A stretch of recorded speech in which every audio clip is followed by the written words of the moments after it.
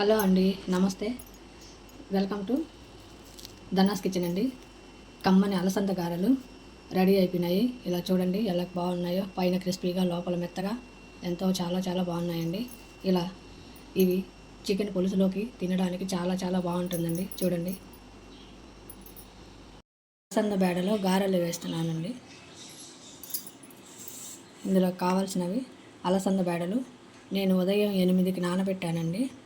ఇప్పుడు 1 అయింది, అంటే 6 గంటలు నానబెట్టుకున్నాను. తర్వాత ఉల్లిపాయ ముక్కలు, అల్లం ముక్కలు, కొత్తిమీర ఇలా మిక్సీ జార్లో వేసుకుంటున్నానండి. ఉల్లిపాయలు, కొత్తిమీర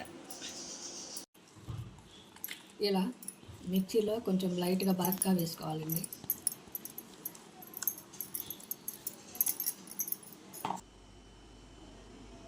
ఇంతకుముందు ఉల్లిపాయలు కొన్ని వేసుకొని రుబ్బేకున్నాం కదా, ఇప్పుడు మిగిలిన ఉల్లిపాయ ముక్కలు ఇలా కలుపుకుంటున్నాను పిండిలో.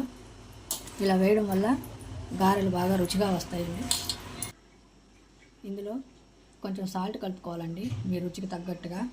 మీరు మిక్సీలో వేసేటప్పుడైనా వేసుకోవచ్చు, ఇలా పిండి రుబ్బిన తర్వాత అయినా కలుపుకోవచ్చు అండి. కొంచెం వంట సోడా వేసి కలుపుకోండి. ఇలాగా కలిపి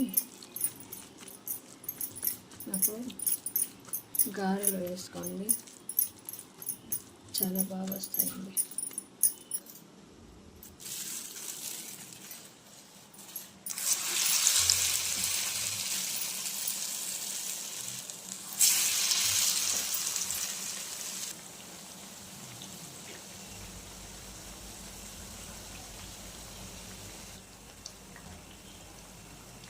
ఇలా తిప్పుకుంటూ దోరగా కాల్చుకోవాలండి. చూడండి, ఇలా కాలితే సరిపోతుంది. కమ్మని అలసంద గారెలు రెడీ అయిపోయినాయి. ఇలా చూడండి ఎలా బాగున్నాయో, పైన క్రిస్పీగా లోపల మెత్తగా ఎంతో చాలా బాగున్నాయండి. ఇలా ఇవి చికెన్ పులుసులోకి తినడానికి చాలా బాగుంటుందండి. చూడండి.